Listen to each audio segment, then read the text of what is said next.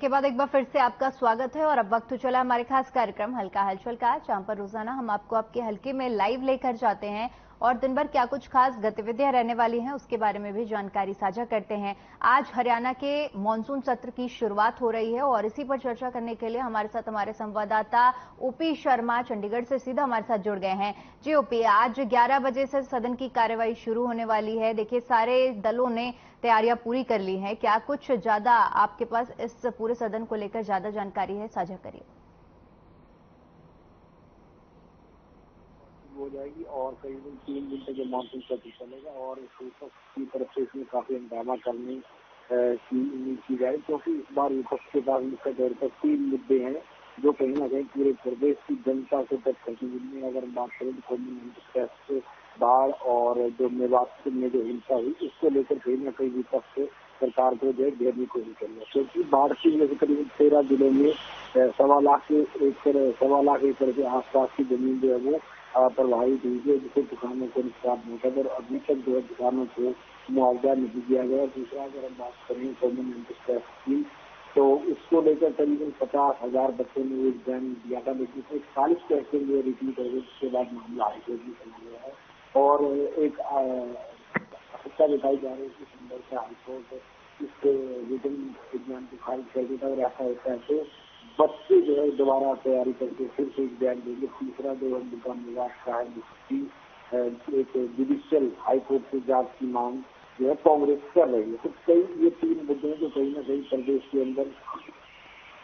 जब इन पर विपक्ष सत्ता की मांग करेगा तो शायद सरकार को इनका जवाब देते हुए थोड़ी दिक्कतें, हालांकि सरकार भी अपनी तैयारियां कर रही है। कल शाम से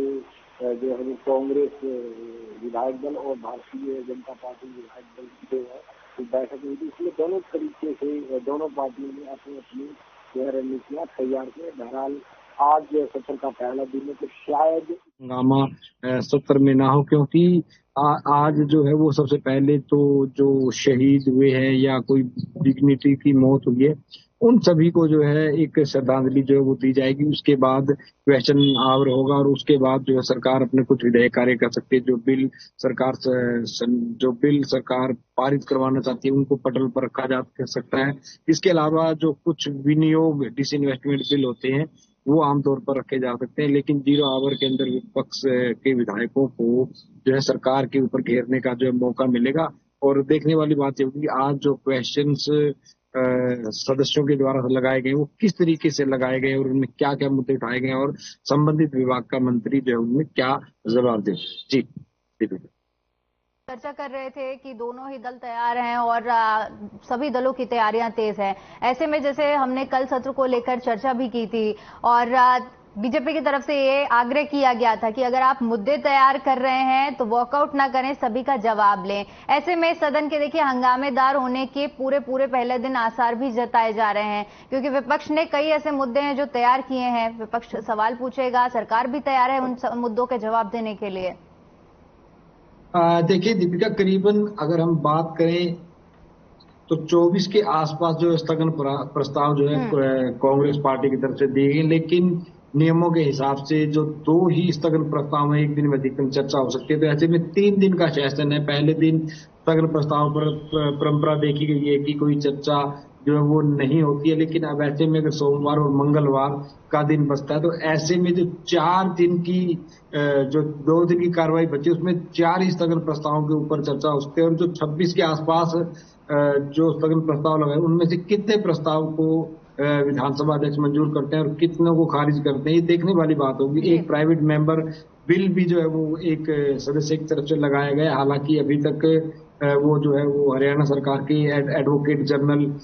के पास सलाह के लिए भेजा गया है कि क्या इस बिल को पटल पर रखा जा सकता है। तो कुछ ऐसी बातें हैं जो कहीं ना कहीं विपक्ष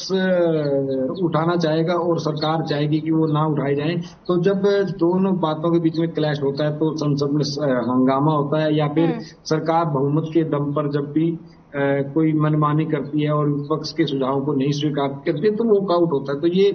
वॉकआउट और विरोध एक नॉर्मल है, लेकिन देखने वाली बात ये होगी कि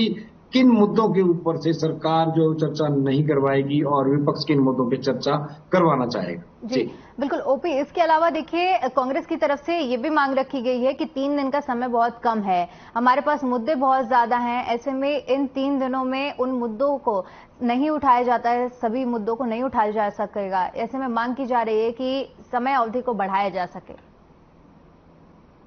देखिए दीपिका, इसमें कोई शक नहीं है कि जिस तरीके से 24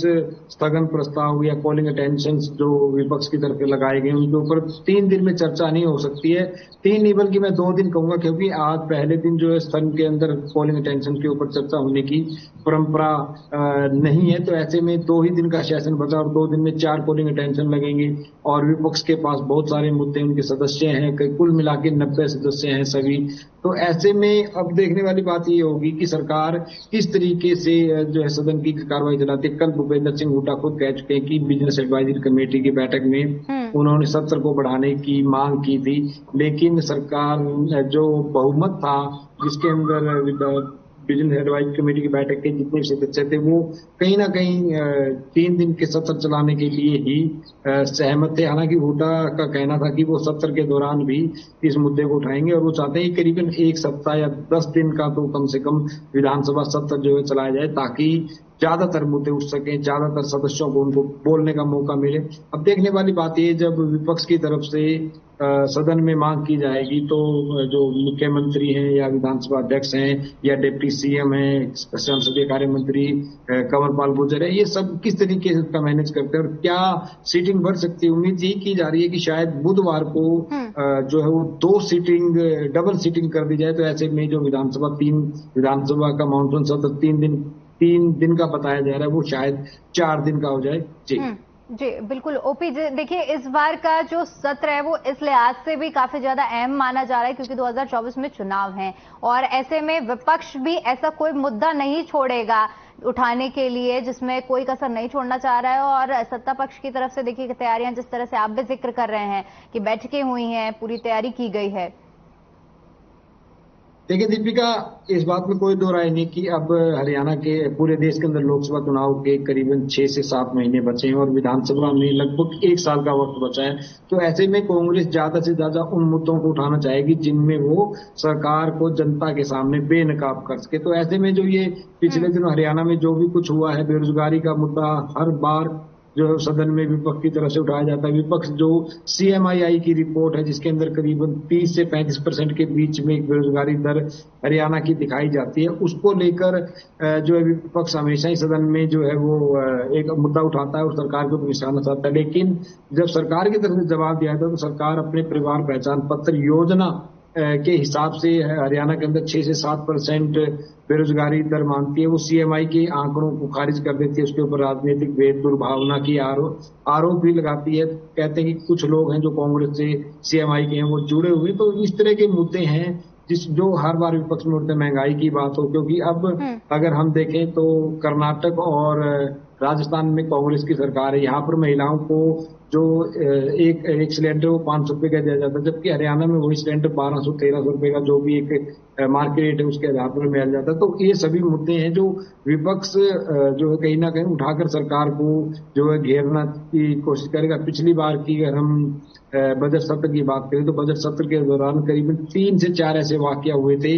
जब सरकार की तरफ से पेश किए गए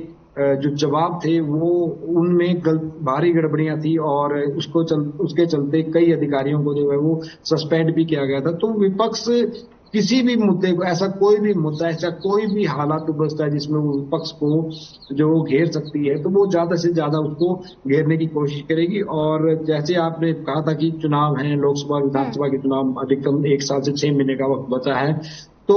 सारी जो विपक्षी पार्टी है, कांग्रेस है, वो मिलकर जो है वो एक रणनीति तैयार की गई है। बाकायदा कल भूपेंद्र सिंह हुड्डा ने विधायक दल की जो दूसरी बैठक हुई उसके बाद बताया कि हमने अपने सदस्यों की जिम्मेवारी लगा दी है कि कौन सा मुद्दा उठेगा और कौन से तैयारी करेगा और किस तरीके से जो है विपक्ष को घेरा जाएगा। जी, जिस तरह से आपने आखिरी जिक्र किया है कि जिम्मेदारी तय की गई है, ऐसे में ये भी खबर थी कि हर एक विधायक को अलग अलग उनके मुद्दे उठाने के लिए भी कांग्रेस की ओर से जिम्मेदारी दी गई है।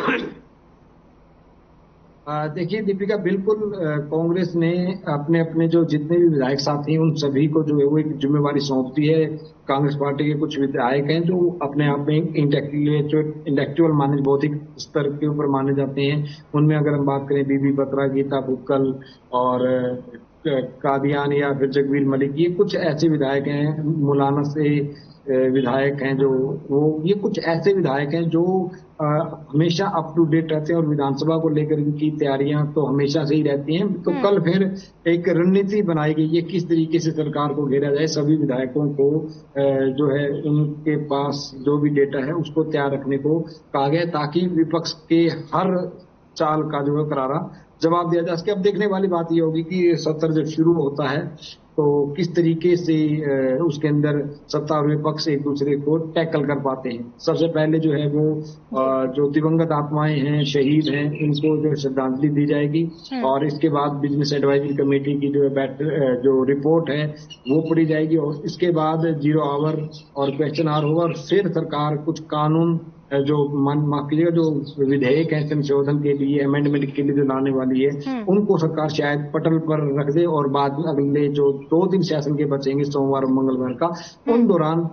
उस दौरान जो है उनके अंदर चर्चा करके उनको पारित करवाने की कोशिश करेगी। लेकिन ये है कि 0 आवर में काफी कुछ ऐसा देखने को मिल सकता है जो जिसकी सरकार उम्मीद कर रही है। उस वक्त हो सकता है कि सभी विधायकों को मौका मिलेगा तो विपक्ष की तरफ से जो है सरकार से जवाब मांगा जाए। कुछ त्वरित मुद्दे होते हैं जो मतलब शॉर्ट टर्म ड्यूरेशन इश्यू होते हैं, वो विधानसभा में वो जो कॉलिंग अटेंशन उनकी तरफ से शॉर्ट टर्म डिस्कशन लगाया गया है। मिलाकर पूरी तैयारी में है और 11 बजे से सत्र की शुरुआत होगी। बहुत बहुत शुक्रिया ओपी आपका हमारे साथ जुड़ने के लिए और तमाम जानकारी के लिए। चलिए फिलहाल के लिए इस कार्यक्रम में इतना ही, मुझे दीजिए इजाजत, नमस्कार।